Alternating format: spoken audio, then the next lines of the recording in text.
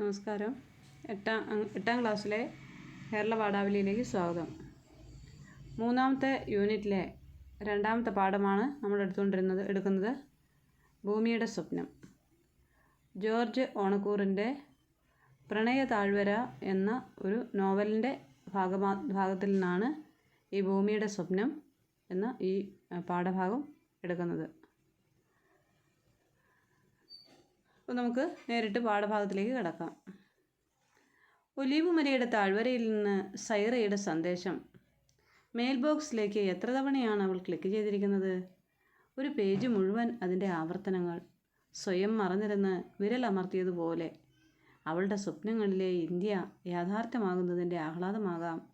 ബുദ്ധൻ്റെയും അശോകൻ്റെയും ശങ്കരാചാര്യരുടെയും മഹാത്മാഗാന്ധിയുടെയും രവീന്ദ്രനാഥ ടാഗോറിൻ്റെയും ഒക്കെ ജന്മസ്ഥലിയായ വിശ്രാന്ത ഭൂമിക. അശാന്ത നഗരത്തിൽ നിന്ന് കൂടുവിട്ട് പറക്കാൻ മോഹിക്കുന്ന പക്ഷി തേടിയെത്തുന്ന നീലാകാശം. ജോർജ് ഓണക്കൂറിൻ്റെ പ്രണയ താഴ്വര എന്നുള്ള ആ നോവൽ ഭാഗത്തു നിന്നാണ് നമ്മൾ ഈ പാഠഭാഗം എടുക്കുന്നത്. പ്രണയ താഴ്വരയിലെ ദേവദാരു എന്നുള്ള ആ നോവൽ ഭാഗത്തു നിന്നാണ് ഈ പാഠഭാഗം നമ്മൾ എടുക്കുന്നത്. അപ്പോൾ അതിൽ ഒരു കഥാപാത്രം, ഉണ്ണി എന്നുള്ള ഒരു കഥാപാത്രം, ഹർഷവർദ്ധനൻ എന്ന് വിളിക്കുന്ന ആ കഥാപാത്രം, ഉണ്ണി എന്ന വിളിപ്പേരുള്ള ഹർഷവർദ്ധൻ എന്ന കഥാപാത്രം അവൻ്റെ ആത്മവിശ്വാസം കൊണ്ടും അവൻ്റെ ആ സ്ഥിര ഉത്സാഹം കൊണ്ടും എങ്ങനെയാണ് ഒരു ഉയർന്ന നിലയിലേക്ക് എത്തിയത് എന്നുള്ള ഒരു അനുഭവമാണ് ഈ ഒരു നോവൽ ഭാഗത്ത് പറയുന്നത്. അങ്ങനെ നാട്ടിലേക്കെത്തിയ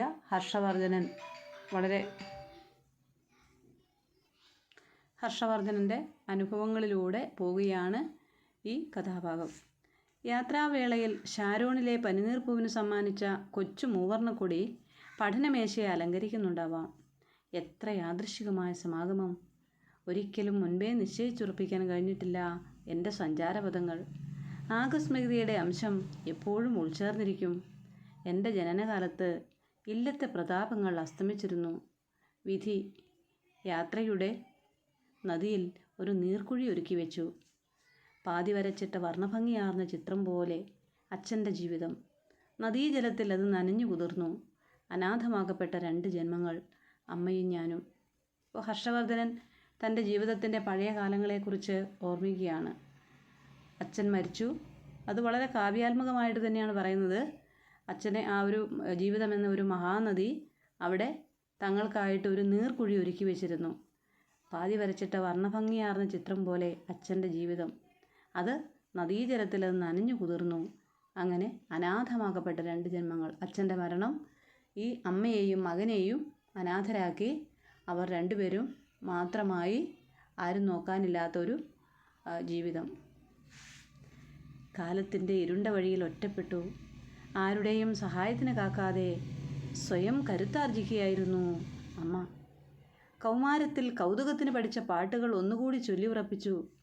നൃത്തത്തിൻ്റെ ചുവടുകൾ വീണ്ടെടുത്തു.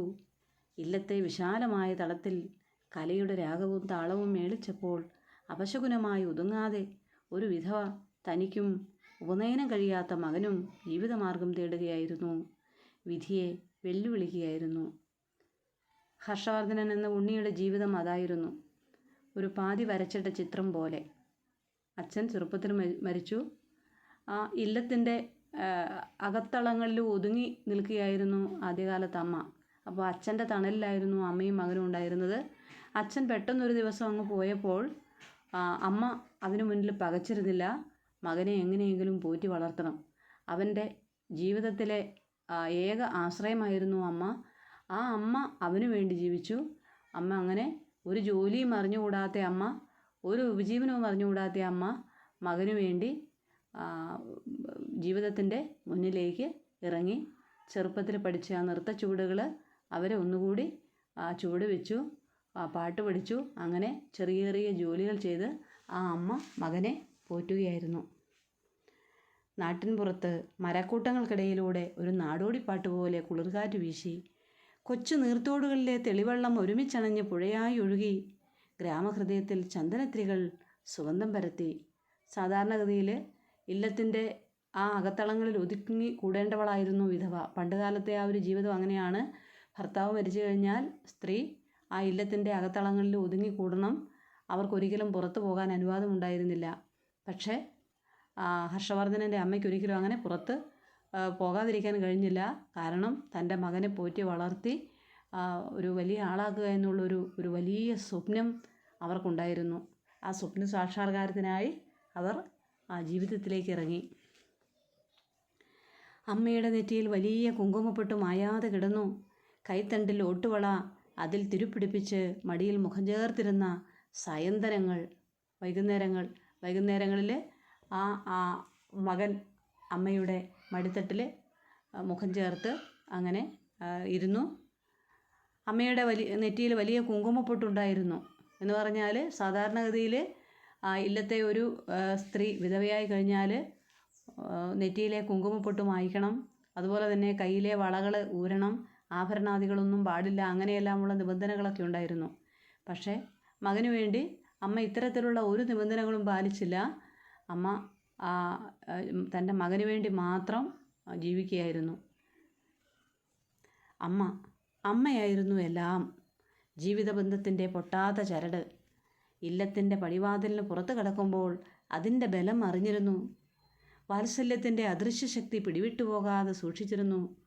അതിരാവിലെ ഉണർന്ന് കുളിച്ച് കാവിൽ തിരിതെളിക്കും. അമ്മ കെട്ടിവെച്ച പുഷ്പമാല്യം ദേവീ വിഗ്രഹത്തിൽ ചാർത്തും.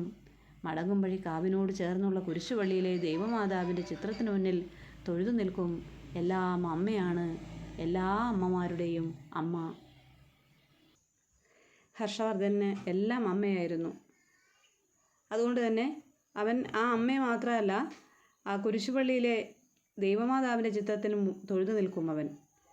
പിന്നെ കാവിനോട് ചേർന്നുള്ള അമ്മ കെട്ടിവെച്ച പുഷ്പമാല്യം ദേവീ വിഗ്രഹത്തിൽ അവൻ ചാർത്തും. അപ്പോൾ ദേവിയും അതുപോലെ തന്നെ ആ കുരിശുപള്ളിയിലെ മാതാവും അവൻ്റെ അമ്മയും എല്ലാം അവന് ഒരുപോലെയായിരുന്നു. അപ്പോൾ കാണപ്പെട്ട ദൈവം തന്നെയായിരുന്നു അവൻ്റെ അമ്മ. ആ കുരിശുപള്ളിയിലെ മാതാവിനെയും ദേവിയെയും പോലെ അവൻ്റെ അമ്മയ്ക്കും അവൻ മനസ്സിൽ ഒരു സ്ഥാനം കൊടുത്തിരുന്നു. ആ അമ്മയായിരുന്നു അവന് സർവസ്വവും. പള്ളിക്കൂടത്തിലെ ഹാജർ പുസ്തകത്തിൽ ഹർഷവർദ്ധൻ എന്ന ഗൗരവമുള്ള പേര് പതിഞ്ഞെങ്കിലും അമ്മ വിളിച്ചത് ഉണ്ണി എന്നാണ്. ഗ്രാമത്തിലെ സർവ്വരും അത് ഏറ്റുവിളിച്ചു. അങ്ങനെ എല്ലാവർക്കും ഉണ്ണിയായി. ഇല്ലായ്മകളൊന്നും അറിയേണ്ടി വന്നില്ല. വിധിയെ സാധാരണ മട്ടിൽ നേരിട്ട ഒരമ്മ. ഗ്രാമത്തിൻ്റെ ഐശ്വര്യമായി അവർ ആദരിക്കപ്പെട്ടു. ആ അമ്മയുടെ മകന് അനാഥത്വമില്ല. അവൻ വളരുന്നത് ആനന്ദത്തോടെ നോക്കിക്കണ്ട കണ്ണുകളിൽ നനവ്, നിർവൃതിയുടെ തിളക്കം. അച്ഛൻ മരിച്ചതിന് ശേഷം അമ്മ ചിലങ്കയണിഞ്ഞു, കുട്ടികളെ നൃത്തം പഠിപ്പിച്ചു, പാട്ട് പഠിപ്പിച്ചു. അങ്ങനെ ആ ചെറിയ വരുമാനം കൊണ്ട് മകനെ പഠിപ്പിച്ചു. മകനാകട്ടെ അമ്മയുടെ സ്വപ്നങ്ങൾക്ക് നിറം നൽകുകയായിരുന്നു. അമ്മ ആ ഒരു കാണിച്ചു കൊടുത്ത ആ പാതയിലൂടെയാണ് അവൻ മുന്നോട്ട് പോയത്. അമ്മയായിരുന്നു അവന് സർവസ്വവും. അപ്പോൾ അമ്മയുടെ പ്രതീക്ഷ പോലെ തന്നെ അവനൊരു നല്ല കുട്ടിയായി ഉയരങ്ങളിൽ നിന്ന് ഉയരങ്ങളിലേക്ക് പറന്നു. അപ്പോൾ അവന് വീട്ടിൽ ജീവിതത്തിലെ ഒരു സാമ്പത്തികമായിട്ടുള്ളൊരു കഴിവുണ്ടായിരുന്നില്ല. അവൻ്റെ അമ്മയാണ് അവനെ എല്ലാം പഠിപ്പിച്ചത്. അവൻ്റെ ജീവിതത്തിന് എല്ലാ ഐശ്വര്യവും ചാർത്തി കൊടുത്തത് അമ്മയാണ്. ആ സ്നേഹത്തിന് തിരികെ കൊടുത്തത് പഠനത്തിലെ മികവും വിനയാന്വിതമായ പെരുമാറ്റവുമാണ്. ഇല്ലത്തെ ഉമ്മറപ്പടിയിലിരുന്നാൽ വിശാലമായ വയലേലകൾ കാണാം. കാലപ്പകർച്ച അടയാളപ്പെടുത്തുന്ന കൃഷിഭൂമി. കന്നിക്കൊയ്ത്ത് കഴിയുമ്പോൾ അത് ഉഴുതുമറിച്ച മണ്ണാണ്. തുലാമഴ നനഞ്ഞു കുതിരുമ്പോൾ വിത്തുകൾ മുളപൊട്ടും. മനോഹരമായ പച്ചനിറം കണ്ണുകൾക്ക് കുളിർമ പകരും. പിന്നെ പുലർകാലത്ത് മഞ്ഞിൻ്റെ വെൺപാട കൊണ്ട് മറച്ച നെൽച്ചെടികൾ. കുംഭച്ചൂടിൽ പവിഴഭംഗികൾ പൂണ്ട് നെൽക്കതിരുകൾ തലയാട്ടും. അത് കൊയ്ത്തുകാലം. ആ ഗ്രാമത്തിൻ്റെ വിശുദ്ധിയിൽ അങ്ങനെ ആ ഉണ്ണി വളരുകയായിരുന്നു. അമ്മയുടെ വാത്സല്യം അനുഭവിച്ച് അമ്മയുടെ സ്വപ്നങ്ങൾക്കനുസൃതമായി അച്ഛനില്ലാത്ത ആ ഒരു ദുഃഖം അവൻ്റെ മനസ്സിൽ അമ്മ നൽകിയിരുന്നില്ല. അങ്ങനെ അമ്മ ആഗ്രഹിച്ച രീതിയിലുള്ള ആ ഒരു കുട്ടിയായി അവൻ വളരുകയായിരുന്നു. ഒരിക്കൽ ഈ പാടശേഖരങ്ങൾ ഇല്ലത്തെ അധീനതയിലായിരുന്നു. ഇന്നിപ്പോൾ പണിയെടുക്കുന്ന മനുഷ്യർക്ക് സ്വന്തം. നഷ്ടങ്ങൾക്കിടയിലും ജീവിതത്തെ നേരിട്ട അമ്മയുടെ മകന് ദുഃഖമോ പരിഭവമോ ഇല്ല. കുരുവിക്ക് കൂടുകെട്ടാൻ വൻമരത്തിലെ ചെറുശാഖ മതി. ഉണങ്ങിയ ഇലകളും ചുള്ളിക്കമ്പുകളും മതി. അപ്പോൾ തറവാടിൻ്റെ വീടിൻ്റെ മുറ്റത്ത് വിശാലമായ പാടശേഖരങ്ങളുണ്ടായിരുന്നു. അത് ഒരു കാലത്ത് എല്ലാം ഇവരുടേതായിരുന്നു. ആ നഷ്ടപ്രതാപങ്ങളെക്കുറിച്ച് ആ അമ്മയ്ക്കോ മകനോ യാതൊരുവിധ വിഷമവുമില്ല. ആ ഐശ്വര്യം കൈവിട്ടു പോയതിനെക്കുറിച്ച് അവർക്ക് വിഷമമില്ല. കാരണം കുരുവിക്ക് കൂടുകൂട്ടാൻ വൻമരത്തിലെ ഒരു ചെറു ശാഖ മതി. എന്ന് വെച്ചാൽ അവർക്ക് ജീവിക്കാൻ ഒരുപാട് വേണമെന്നില്ല. ഈ അമ്മയ്ക്കും മകനും ജീവിക്കാൻ വേണ്ടി അല്പം മതി.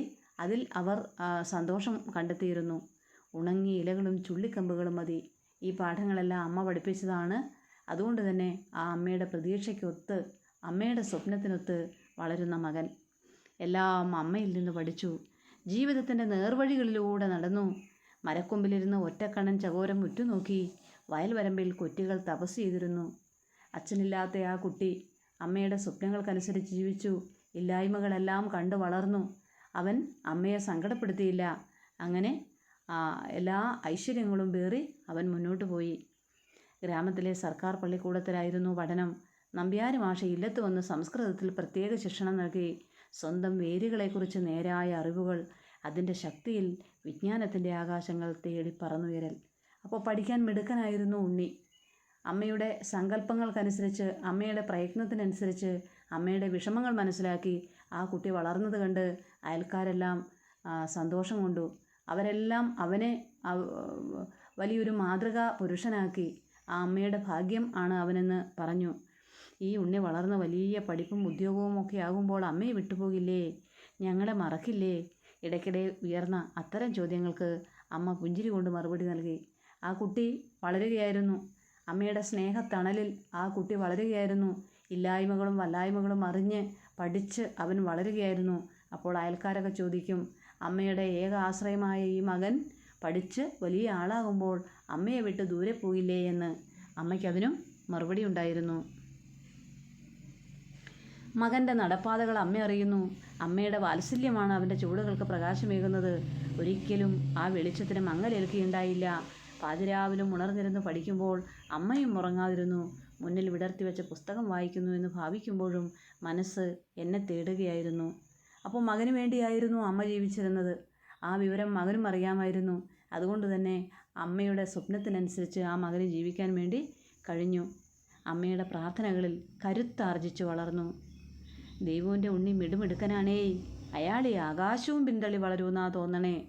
അങ്ങനെ പഠനത്തിലും മറ്റുള്ള എല്ലാ കാര്യങ്ങളിലും മുൻപന്തിയിലെത്തിയ സൽസ്വഭാവിയായ അമ്മയുടെ സ്വപ്നങ്ങൾക്കനുസരിച്ച് ജീവിച്ച ആ കുഞ്ഞിനെ കണ്ട് എല്ലാവരും പറഞ്ഞു, ദൈവത്തിൻ്റെ ഉണ്ണി മിടുമിടുക്കനാണ്, അവൻ ഈ ആകാശവും പിന്തള്ളി വളരും.